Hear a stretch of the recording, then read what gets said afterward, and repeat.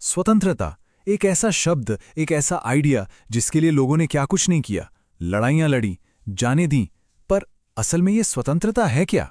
आज हम इसी गहरे सवाल की तह तक जाएंगे। चलिए शुरू करते हैं। तो इस बड़े से आइडिया को समझने के लिए क्यों ना हम एक इंसान की कहानी से शुरू करें। Nelson Mandela. उनकी आत्मकथा का नाम ही देखिए, स्वतंत्रता के लिए लंबी यात्रा। ये टाइटल ही अपने आप में पूरी कहानी कह लेता है कि ये सफर आसान नहीं था। और सफर कितना लंबा था? 27 साल। सोचकर देखिए, अपनी जिंदगी के 27 साल जेल की सलाखों के पीछे, सिर्फ एक आदर्श के लिए।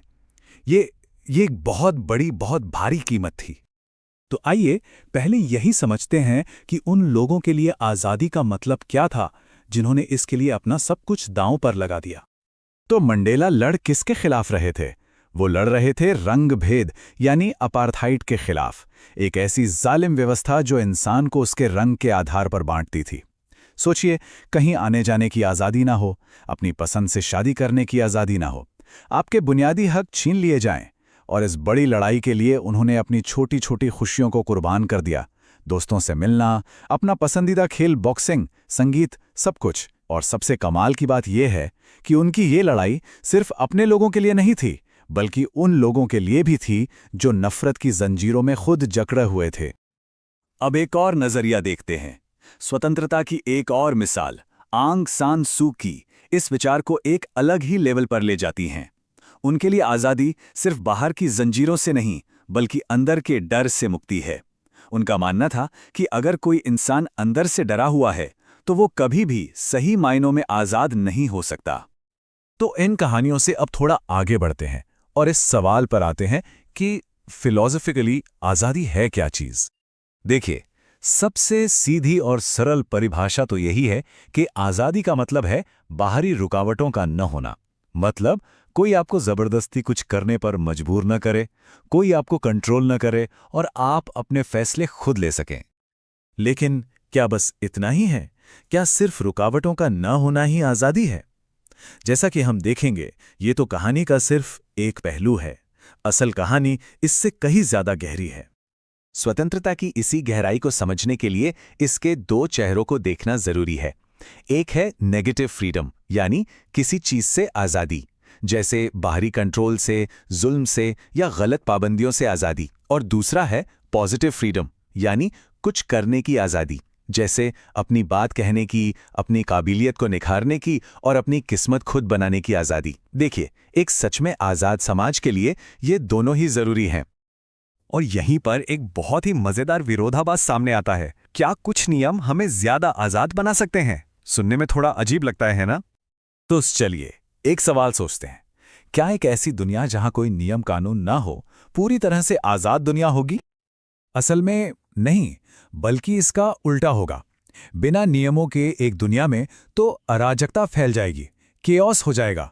हर कोई अपने मतलब के लिए लड़ेगा, चीज़ों के लिए छीना झपटी होगी और झगड़े सुलझाने का कोई तरीका ही नहीं बचेगा। ऐसी दुनिया में कोई आज़ाद महसूस नहीं करेगा, बल्कि हर कोई डरा हुआ और असुरक्षित महसूस करेगा। ये आज़ादी नहीं, ये तो डर का राज होगा। तो मतलब ये हुआ कि सही तरह के नियम, सही तरह की पाबंदियां असल में हमें बचाती हैं। वो एक ऐसा सुरक्षित माहौल बनाती हैं जहां हम सब बिना डरे जी सकें, आगे बढ़ सकें और अपनी काबिलियत का सही इस्तेमाल कर सकें। यही तो है पॉजिटिव फ्रीडम। ठीक है, तो सवाल ये उठता है कि ये सही तरह की पाबंदियां कौन तय करेगा? लाइन कहाँ खींची जाए? समाज कब किसी की आज़ादी में दखल दे सकता है? चलिए इसका जवाब एक बहुत ही मशहूर फिलॉसफिकल आइडिया में ढूंढते हैं। ये आइडिया दिया था जॉन स्टुअर्ट मिल ने। उन्होंने एक बहुत ही साफ सिद्धांत दिया जिसे हार्म प्रिंसिपल कहते हैं। मिल ने कहा कि किसी भी इंसान की मर्जी के खिलाफ उसकी आज़ादी को छीनने का सिर्फ और सिर्फ एक ही जायज कारण हो सकता है, और वो है दूसरों को नुकसान होने से बचाना। मिल ने इसे और साफ करने के लिए कामों को दो हिस्सों में बांटा। पहले हैं सेल्फ रिगार्डिंग एक्शंस, मतलब ऐसे काम जिनका असर सिर्फ करने वाले पर पड़ता है। मिल का कहना था कि इन मामलों में समाज को कोई हक नहीं है दखल देने का। दूसरे हैं अदर रिगार्डिंग एक्शंस, यानी ऐसे काम जिनका असर दूसरों पर भी पड़ता है। और हां, यहां पर अगर किसी को नुकसान पहुंच रहा हो तो समाज उस पर रोक लगा सकता है। तो क्या सिर्फ दूसरों को नुकसान पहुंचाना ही एक सीमा है? दुनिया भर में आज़ादी को अलग अलग नज़रियों से देखा गया है। तो चलिए अब पश्चिम से पूरब की ओर चलते हैं और भारत की एक बहुत ही गहरी अवधारणा स्वराज को समझते हैं। स्वराज, इस एक शब्द के दो बहुत गहरे मतलब हैं। पहला तो सीधा है स्वशासन, यानी अपने देश का राज, बाहरी ताकतों से आज़ादी।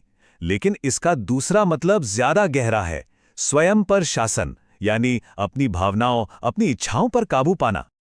महात्मा गांधी ने अपनी किताब हिंद स्वराज में इसी दूसरे मतलब पर बहुत जोर दिया। उनके लिए असली स्वराज सिर्फ अंग्रेजों से आज़ादी नहीं था। वो कहते थे, स्वराज तब है जब हम स्वयं पर शासन करना सीख जाते हैं। तो स्वयं पर शासन का आखिर मतलब क्या है?